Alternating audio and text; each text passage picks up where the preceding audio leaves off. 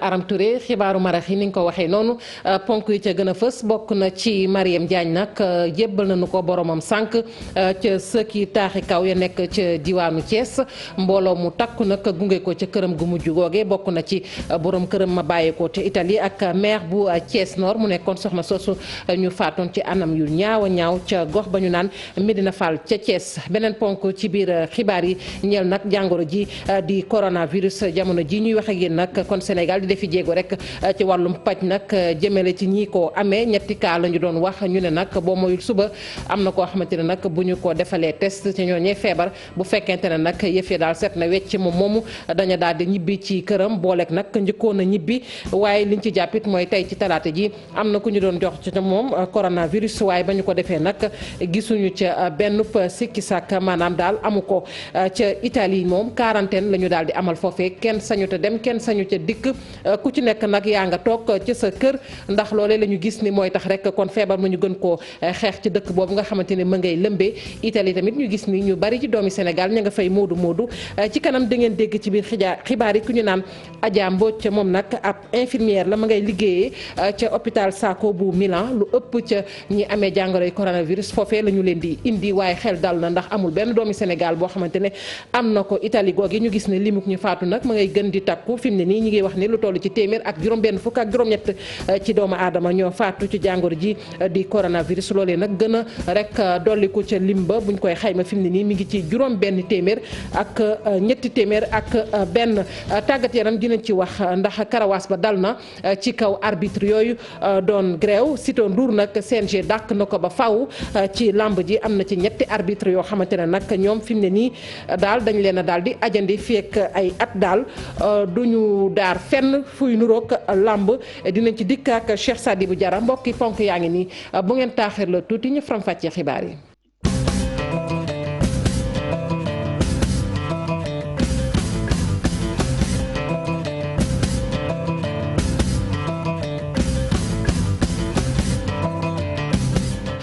dale nag jàmm ci xibaaru marax yi ñu doore ko rek ak ni ñu ko waxee woon ci ponk yi muy Mariam Diagne mi nga xamante ne nag moom la ñu faatoon ca anam yu ñaaw a ñaaw ca gox ba ñu naan Medina Fall ca diwaanu Thiès moom nag jébbal nañu ko boromam ni ki sànq ca sëgi taaxi kaw ya nekk ca Thiès mbooloo mu takku nag daal di koy gunge rek kon ca këram gu mujj googe bokk na ci borom këram mi bàyyi ko ca Italie ak maire bu Thiès Nord dinañ ci dellusiwaat du ñàkk ci suñu yenn jotaayu xibaar ak sunu naataango ba ñu toogal ci diwaanu Thiès di Cheikh Anta Diop niñ ko waxee woon tamit ci ndoxteel li muy jàngoro yi coronavirus nag fii ci Sénégal ñu ngi doon wax ñetti cas waaye boo moyul dana gën a wàññiku ndax ëllëg daal ci àllarba ji dana am benn test boo xamante ne dinañ ko defal ci ñetti ñooñu ñu doon faj boobu ba tey bu fekkente ne nag test ya négatif na moom moomu nag dana ñibbi ci këram ni ku njëkk ka ñibbee ci këram tey ci talaata ji nag am na kenn ku ñu njoxtoon ci moom jàngoro yi coronavirus waaye nag ba ñu ko xoolee ba ca biir du loola ñu teewlu docteur Aloyse Waly Diouf ci micro Pafara Ñing li ci am mooy malade yi nga xam ne ñu ngi service maladie infectieuse mi ñu suñu ñetti malade yooyu nga xam ne dañu positif woon ñoom tamit seen ñu ngi continuer traitement bi seen wér-gu-yaram mu ngi jëm kanam te xam nañ ne suba normalement war nañu defaat deuxième contrôle ci benn malade parce que malade bi ñu jotoon a génnee keroog il a fallu ñu def 2 contrôles mu négatif ñu soog ko génne donc si benn malade dinañ def deuxième contrôle suba ñu ngi ñaan yàlla mu mën a nekk contrôle bu négatif ndax moom tamit mu génn. ci loolu dama bëgg rek wax ne ànd ak ministère de la santé et de l'action sociale dellu di ñaaxaat ñëpp ci vigilance bi muy personnel de santé bi muy aussi population bi parce que seetlu nañ ne coronavirus ni mu xewee woon ci ay fan yu jàll nii ñu nekk nekk à l'actualité foo tourner ci rajo yi ci télé yi ñu ciy wax dafa mel ni dañu xaw a wàññi suñu vigilance si boor boobu nañu continuer di sensibiliser askan wi nañu continuer di ko def sur sujet de discussion. lu soxal jàngoro ji ba tey nag Sénégal daal mi ngi gën a dooleel plan bi mu teg muy plan de riposte jëm nag ci xeex bi ministère bi ñu dénk wàllug wér-gu-yaram moo ci lëkkaloo ak njëriñ ji nga xamante ni moom la ñu dénk wàllug koom solo si tey nag mooy fexe rek ba ami koppar ci kawit seeni partenaire dimbali leen bu baax a baax ndax koppar yooyu jàpp nañ ni bokk na ci li tax nag xeexu coronavirus gën a mën a ñoŋ ci réew mi. Ibou Diouf. waa ministère de la santé lëkkaloog waa ministère de l'économie ak itam seen partenaire ñi ko mel ni Nations Unies toog nañu waxtaan ngir li ñu duppee plan de riposte et de préparation. mooy nees def ngir xam li nga xam ne rek buñ fa jaaree dinañ mën a am koppar yi. ñu daje pour waxtaanee plan de préparation et de riposte bi xamante ne Sénégal moom la présenté pour xeex contre le coronavirus muy lu ñu rafetlu parce que Sénégal xaarul. que ñu jàppale ko parce que ndimbal daf say fekk loxol borom. ministère de l'économie wala sax ci wàllu koom ñëwaat rek ci loo xam ne mën na ko indil Sénégal ci wàllu gàllankoor terewul nag ñu ne saa su nekk nu ñuy xool ni ñu def ngir gàggante li ni mel. ndaje bi lim ci jublu mooy wax ak yéen ci li nga xam ne feebar bi di coronavirus mën na ko indil réew mi ci wàllu gàllankoor ci wàllu koom-koom bu ci noppee tamit ñu nag suñuy partenaire ak waa ministère de la santé dinañ xool rek ni ñu mën a def ngir koppar bi nga xam ne moom la ñu soxla ci bile xeex ñu mën ko matal ci loolu nag. faw ñu def kem kàttan ngir loole mën a tegu suñu loxo. jawrin bi ñu denk lépp lu aju ci wàllu santé bi wala sax wér-gu-yaram jamono ji rek ñu ngi xool nees def ngir mën fi jële li nga xam ne mooy coronavirus. ci loole ñu sumb nag nee nañ xeebuñu benn xalaat buy bàyyi ko ci doomu réew mi. moo tax fépp foo xamante ne xalaat bu rafet war na fa jógee pour gën a mën a ñëw yokk suñu efficacité plan soxla nañ ko. ñu ngi soxla surtout engagement communautaire parce que mbir am na foo xam bu fa tolloo communauté yi mooy jóg ku nekk fa nga nekk nga ne mbir mi si laa bokk. plan de préparation ak de riposte ngir jublu ci li nga xamante ne rek mooy xeex lii di coronavirus lu ñu bëgg rek mooy fexe bi ñi nga xam ne ñoo dugal seen loxo ci biir ñu am jumtuwaay yi war ngir li nga xam ne mooy seen mission ñu mën ko matal bu baax a baax. Ibou Diouf ñu koy jaajëfal Sénégalais yi nag ndax ragal nañu dëgg-dëgg jàngoro ji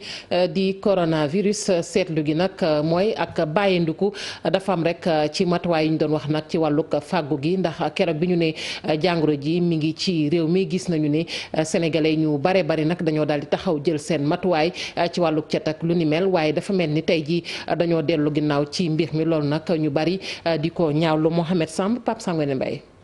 dafa mel ni ki rek lii di Covid 19 mi nekkatul loo xamante ni sénégalais yi dañ ko ragal bi feebar bi doog a agsi fi ci Sénégal ñëpp dañu jugoon rek ngir mun koo xeex waaye ay fan lañ ci teg mu mel ni ki rek ñun ñëpp dañu bàyyi suñu loxo donte ni sax vigilance baa ngi fi ba tey. au départ malade bi dañ ko doon dégg dañ doon suivre li nga xam ne moo xew Chine chaque jour ñu naan bon il y a 200 300 contaminés des morts un peu partout donc il y avait une panique les gens avaient peur. maintenant bi affaire bi ñëwee fii ak explication yi nga xam ne le corps médical ñu ngi koy expliquer nit ñi bon on s'est rendu compte que c'est une maladie qu'on peut gérer surtout que ñi nga xam ne jot na leen a dal bon kenn ki wér na définitivement. moom mi nag di ab ndaw boo xamante ni si bu mu jigee Italie yàggul loolu jàpp na ni rek xeex bi jeexagul ñeel coronavirus bi kon nag nañu gën a fagaruwaat bu baax. il ne se lave plus les mains. feebar bi fan la jógee Chine la jógee. masque yi ngeen utiliser fii fan ngay jógee Chine la jógee qualité bi ngeen am baaxul est-ce que masque bi sax déjà amul corona comme on dit xam nga te fii bon ñun yàlla bi lañ jiital quoi bien vrai que prévention am na di nga jënd saabu raxasu affaire mais aussi lépp yàlla lañ ciy jiital. affaire bi bu ñu koy distribuer sax même bu fekkee gratuite la comme pour le moment nii booy dugg au niveau du tribunal dañ lay jox dara tu te laves les mains au moins xam nga dina xaw a dalal xel quoi même bu dul dara sax. dana dalal xel. amal li nga xamante ni si moo di xeex bi ak fagaru yëpp ci wàllu coronavirus bi loole nag askan bi yëpp ñoo ci war a dugal seen loxo. man je trouve ça normal nit ñi bañ a serrer sax les mecs même si ce n'est pas coronavirus bien que ça fait notre attitude mais il y a une épidémie qui est là. mesure prévention du seulement si yow mais ça devait être lu ñu wax lu olof wax individuel mooy maanaam si yow d'abord collectif mooy maanaam askan wi tamit ñëpp. si kër yi tamit à la maison donc c'est des mesures d'accompagnement. ca Italie moom kenn dematul kenn dikkatul dogal la bu ñu fa jël ndax jàngoro yi coronavirus bi nga xamante ne nag ma ngay gën di defi loraange ci réew moom nga xamante ni ñu bari ci doomi Sénégal ña nga fay muudu waaye nag xel mu dal lu nu am ndax amul benn sénégalais bu ñu ne am na jàngoro ji ki ko dëggal nag di Adja Mbodj moom ab infirmière la ma ngay yëngu rek ca kër docteur bu Sacco ca Milan la ñu ëpp nag ci aji tawat googu ci coronavirus foofee la ñu leen di indi waaye nag ma ngay sàkku rek ci ñooñam daal ñu sàmmonteeg tëralin yooyu ndax ay daan mën na leen caa fekk maanaam bu ñu génnee di jéem a dem fenn dañu koy teewlu moomu ci buumu jokko bi ak Chérif Dia. jàngoro ji mi ngi màgg fi ñu toll maa ngi wax ak yow yaa ngi dégg ambulance boobu di yuuxu fi ñu toll nii loolu mooy décoru Italie waaw vraiment parce que dëgg la nit ñi paniqué wuñu mais nag nous sommes en crise comme ni ko monde bi yëpp nekkee moo tax le gouvernement italien daal di jël décision ne dañuy bloquer Italie kenn du dugg kenn du génn jàngoro ji ku ko yëg sa yaram nga def quarantaine volontaire yi di dajaloo du bari ci lañ koy jëlee dans les supermarchés wala ci métro yi wala ci train yi ak yu mel noonu moo tax ñu xaw a wàññi yooyu yëpp interdit ko wax aussi ku taal sa oto di dem wala ngay dox di dem bu la police arrêté am na droit laaj la lan ngay dox nga wane sa auto certification bi nga xam ne mooy wane ne da ngay liggéeyi wala da ngay dem sa médecin wala daal lu farata ngay dox loo xam ne di nga ko justifier fi ñu toll nii ku ñu xool ba décider na tu es en quarantaine nga génn buñ la jàppee ultra amende bi mën nga ci dem ba 3 mois de prison waaw loolu aussi na ko nit ñi xam mën nga ci dem ba 3 mois de prison. ma nekk nag amaguñu benn kaawu sénégalais waaw amaguñ ko. matuwaay boobu ca Italie nag li ko waral mooy tolluwaayu jàngoro ja waaye nag limuk ñuy faatu it ñu gis ni takku na lool ndax Covid 19 boobee lu toll ci juróom benn téeméer ak fanweer ak benn ci doomu aadama ñàkk nañu seen bakkan ca Italie fukki junni jamono ji ñi ngeek jàngoro jooju di coronavirus. ñu dem ba Bambey googu nag étudiants yi ñoom ñooy naqarlu rek ni ñu leen seetaanee ndax nee nañ amul tey lenn lu leen di aar ci jàngoro ji di Covid 19 bu ko weesoo nag ñi ngi naqarlu seenub kilifa kàddu yi mu yëkkati woon di seenub jëwriñ ne nag amul benn jafe-jafe boo xamante ne ni am na ca campus ba te loolee ñu ne teguwul fenn étudiants yi doon janook taskatu xibaar yi Babacar Diouf. étudiants yi nga xam ne ñu ngi jàng université Alioune Diop bu Bambey feebar bu nekk mën na leen a dal ci li ñuy wax Covid 19. ci information coronavirus dugg na ci biir Sénégal le ministère de la santé est en train de faire des mesures préventives mu ngi ciy jóg bu baax mais au niveau de l'université Alioune Diop de Bambey ñun coordination bi gisuñu di côté rectorat comme CROUS benn mesure bu ñu ci jël. Abdoul Ñanas Korea ak mbokki étudiant mi li leen gën a métti mooy li seen ministre de tutelle wax ci semaine bi passé ci université bi moom nag dafa ñëw ne fii jafe-jafe benn amu fi. mu ñëw ci biir université def na Ngoundiane def na Diourbel def na Bambey campus 1 campus 2 pare def point de presse ne à l'université Alioune Diop de Bambey amul benn problème te tey liñ fiy lim lépp. nañ opinion kii le peuple sénégalais dina xam ni carrément à l'université Alioune Diop de Bambey am chaque jour ci ay problème étudiants yi mel ni ñoom ak seeni jàngalekat réeroowuñu jàngal bi ñuy jàng ci biti université bi nekk na loo xam ne nii baaxul ci ñoom. tey SAES bu ci jëlee mesure boobu ne du dem kii génn université pour dem jàngale yaakaar naa ni loolu mooy firndeel ni problème bi lu sérieux la. ci conférence de presse bi nga xam ne am nañ ko ci université Alioune Diop de Bambey ñoom nee nañ pare nañ pour dialogue wante nag dàquñu benn yoon jàmmaarloog autorité yi. jot pour ñu wane dëkk bi yëpp ñun kontaan nañu par rapport li ñuy dund ci biir université Alioune Diop de Bambey loolu tax na tey coordination bi dafa décréter journée sans ticket illimité jusqu'à nouvel ordre mu dolli ci naan dootuñu fay benn chambre. tànk suñuy problème yi gisuñu ci ay saafara. ci jamono jooju nag seeni ñoñ nekk ca diwaanu Ndar moom seenu xel mën naa dal ci jafe-jafe yi ñu doon am ci wàllub lal ñeel université boobu di Gaston Berger lu toll ci junni ak téeméer ak juróom-ñaar fukk ak juróom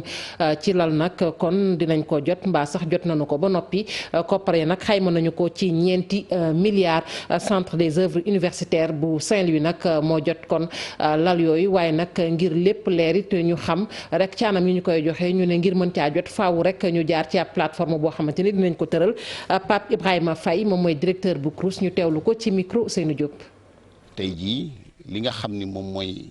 étudiants yi fu ñuy dëkkee moom la yokk te yokk bi ci projet bi bu jeexee dana yokk li nga xam ne mooy capacité d'accueil de 50%. tamit ñu mun ko ci yokk mooy que bëggu nañ ko joxe ci anam bu sell ak bu set bi nga xam ni ku nekk en tout cas daa xam nan nañ ko joxe ba nga xam ni en tout cas du indi lëndëm ci xelu étudiants yi mais ci xelu autorités yi nga xam ne aussi ñoom ñoo nekk fi moom moo tax daan utiliser li nga xam mooy outils modernes yi informatique ba nga xam ne dañ ci def ay critères bu nekk ñu def ci ay ponk bu nu paree li nga xam ne mooy machine bi moom mooy attribuer en réalité chambre yi waaye du ñun ñooy attribuer loolu dana tax ba nga xam ni dana am transparence ci joxin bi te loolu nañ ci wut parce que bâtiment bu toll nii yokkaay bu toll nii mu rafet et puis ñu ko defar tamit xariñ bu am solo nañ ci def.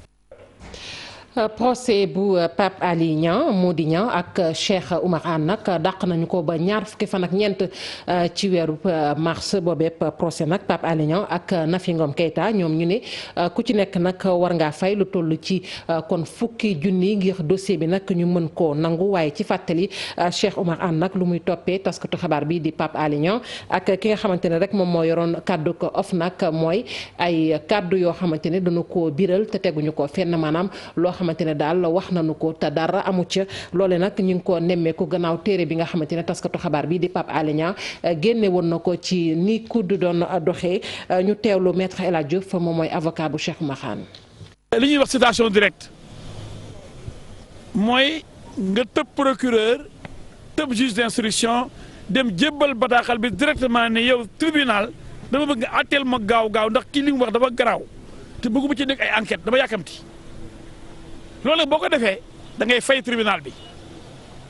première audience dañu naan fayal nangam pour ñu àtte sa dossier loolu mooy consignation da ngay joxe impôt pour ñu mën a oo sa dossier loolu nag ci affaire u Pape Alé Niang ak Mody Niang parce que ñaari affaire la fukki junne le juge bi wax affaire u Nafi Ngom Keïta fukki junne mooy ñaar fukki junne yoo xam ne war nañ ko fay balaa le 24 mars jot buñ ko fayee bu ñu ñëwee wane ne fay nañ impôt ñaar fukki junne bu boobaa nag tribunal ca la mën a atte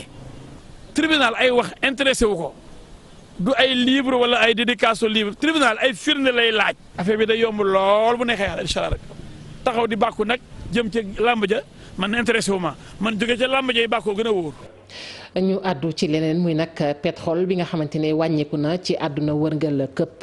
fanweer ak ñett ci dollar loolee la Arabie Saoudite jàpp mu nekk nag kon ab wàññi maanaam daanu boo xamante ne nañ ko waxee rek pétrole bi daanu na ko moo waral laaj samp fii ci Sénégal ndax loolu mën naa am njeexital ci carburant bi bu ñu sukkandikoo nag ci ay économiste ñi seen xam-xam màcc ci wàllu koom mu ne ñoom ñu ne loolu mën naa bañ a am benn njeexital ci njëgu carburant bi am ne tambaari ñi seen xam-xam màcc ci wàllu économie wala marché mondial pétrole jàpp ne baisse bu historique la. gis nga $30 yi ñu atteindre tey ci coût baril bi mën naa wax ne lu mat ñaar fukki at ak juróom wala lu ko ëpp mi ngi di egguñu foofu kon tey jii fii marché bi egg ci wàcc dafa jéggi dayoo. Chine tey nekk nañ ki nga xamante ni maanaam day consommer lu toll ci 14% ci production mondiale bi et du coup fekkee ne Chine dafa wàññi li muy jënd ci pétrole bi loolu day am benn njeexital effectivement ci production bi parce que production bi day gën a bëri. barilu pétrole fi mu toll ni ñu ngi koy jaayee $33 fële ca Arabie Saoudite ak yenn dëkk yi ko wër. waaw wàññite boobu ci barilu pétrole bi ndax mën na am njeexital ci fii ci Sénégal. boo jëlee prix national bi. dafa am lu ñu tuddee décomposition du prix maanaam am na ay taxes yu ñu si def am na ay impôts yoo xamante ni dañ ko see tabax de telle sorte que yoo éléments yi nga xamante ni dafa nekk si biir prix boobu am na éléments yoo xam dépendre aussi marché international dafa dépendre si plan national yoo xamante ni état bi moom moo koy jël et du coup bu baisse amee si prix si marché international bi du indi automatiquement une baisse du prix national. donc loolu bu fekkee wàññi bi baril bi wàññeeku. am na ab diir normalement courant bi Senelec di togg li ciy dugg pour togg ko aussi dina wàññeeku bu baax a baax. waaye nag mënoon na am beneen jafe-jafe ci réewum Sénégal bu dee dañoo commencé woon génne suñu pétrole ak suñu gaz. réew mu nga xam ne dafa mel ni Nigéria par exemple ñun ñu ngi sant yàlla commencé guñu suñu exploitation pétrole mu ngi commencé fii ak ñaari at xëy na donc balay boobu ni mbir yi normalaat moo gën ci ñun waaye réew mu mel ni Nigéria par exemple du moom rek su fekkente ne wàññeeku bi dafa yàgg dina metti lool ci réew moomu. Pourquoi? Parce que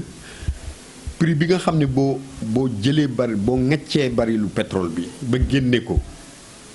loolu dafa am njëg boobu su fekkee dafa yées $30 yi pétrole bi yi baril pétrole di jar kon xam nga soit da ngay bàyyi dootoo exploiter da ngay arrêter sa exploitation parce que exploitation à perte ngay def wala nga continuer di exploiter di jaay à perte. ñu bëre jàpp ni virus feebar boobule di coronavirus bokk na ci li waral wàññitegu bu baax ci prix barilu pétrole ci marché mondial bi ndaxte ñoom dañu jàpp ni Chine daawoon nañu jënd lu bëree bëri ci wàllu pétrole te fi mu nekk ni dañoo wàññi seen loxo moo tax dëkk yi di génne pétrole bu bëri waaye ngir ñu jaayaat ko faaw ñu wàññi prix bile ndaxte demande bi dafa wàññeeku ci àddina ji. ñu àddu ci conseil présidentiel bi war a boole réewum Gambie ak Sénégal ñaari njiitu réew yi nag fas yéene rek kon jiite ko muy président Macky Sall ak président Adama Barrow boobee conseil nag fukki fan ak ñaar lay doon ci weer wi ñu nekk lu ko jiitu nag ay experts amal nañu ab ndaje rek ngir yombalal jëwriñ ñi nga xamante ne ñoom la ñu dénk wàllu jëflante ak biti réew liggéey bi ponk yi ñu fas yéene waxtaanee ca conseil présidentiel boobu bokk na nag ci wàllu tourisme wàllu kaaraange. ñu teewlu Bassirou Sène ambassadeuru Sénégal ca Gambie ci micro Fatou Bintou Konté. réunion expert bi léegi lay soog a ubbi kilifa gi ambassadeur secrétaire général du ministère des affaires étrangères moo ko ubbi ak naataangoom bi jógee Gambie ak kilifa gi nekk secrétariat permanent te li nga xam ne mooy yilla daje boobu mooy gis li nga xam ne mooy document yi nga xam ne moom la ñu war a liggéeyee ñu rataxal ko xool ko ba mu set raxas ko ba mu set ñu ko jox kilifa yi nga xam ne ñooy ministres yi ñoo nekk ci kaw su ko defee ñoom itam buñ ko xoolee ba nangu ko ñoom la ñuy jébbal kilifa yi nga xam ne mooy chef d'État yi donc loolu mooy réunion d'experts. la ñuy def ba sunu kaaraange ñu gën ko mën a sàmm ndax àddina bi dafa jaxasoo te diggante Gambie ak Sénégal nekk na ab ponk boo xam ne dafa nekk ci jàmm ak salaam ci environnement boo xam ne dafa yëngutu lool donc loolu pour ñu mun ko préserver il faut ñu waxtaan ci. ma ngoog tàggat yaram la ñuy daal di jeexalee ak lamb gi jàppale ni nag yat ba dal na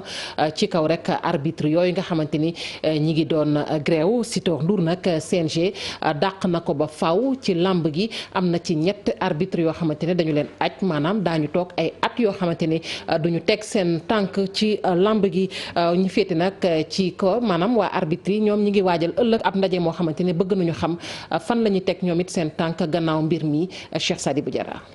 commission bu règlement ak discipline bu CNG lamb ji génne na jaasi ginnaaw grève bu arbitre yi sanctionné na leen li ko tàmbalee ñaari at ba ci giiru dundu Sitor Ndour moo ci gën a mettile kenn du ko gisati ci arène yi li des ci dundam Malick Ndour ak Babacar Diop ku ci nekk aj nan la juróomi at Aboubacry Dramé moom ñaari at rek lay toog ay sanction yu leen neexul dara. naa lu ma naqari trop parce que ñun boo gisee ñu dugg ci discipline bi dañ koo bëgg boo xoolee CNG bi di wax ñu naan yàgg na fi